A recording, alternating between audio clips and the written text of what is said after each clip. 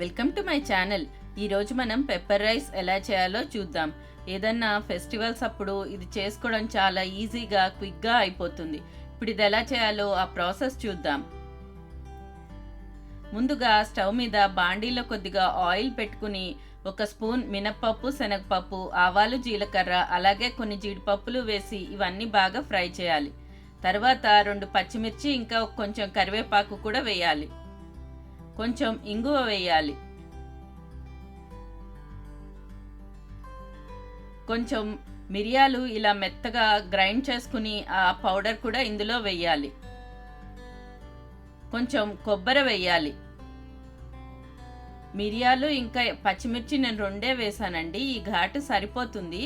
ఇంకా కారం తినే వాళ్ళైతే ఇంకా కొన్ని మిరియాలు వేసుకోవచ్చు.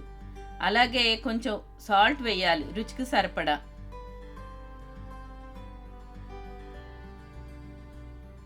ఇక్కడ నేను రైస్ కొంచెం ముందే ఉడికించి పెట్టానండి. ఇప్పుడు ఆ రైస్ కూడా ఇందులో వేసి ఇదంతా బాగా మిక్స్ చేయాలి.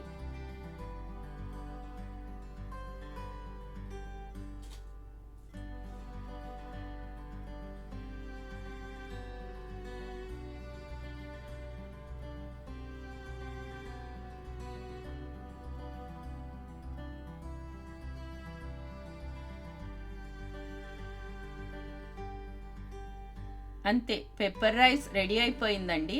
మన ఛానల్ని ఎవరైనా ఫస్ట్ టైం చూసేవాళ్ళైతే సబ్స్క్రైబ్ చేసుకోండి. మీరు బెల్ అనే సింబల్ ప్రెస్ చేసి ఆల్ అనే ఆప్షన్ క్లిక్ చేస్తే గనక నేను వీడియో పెట్టిన వెంటనే మీకు నోటిఫికేషన్ వస్తుంది. అంతే, మళ్ళీ నా నెక్స్ట్ వీడియోలో మీట్ అవుదాం. ఓకే.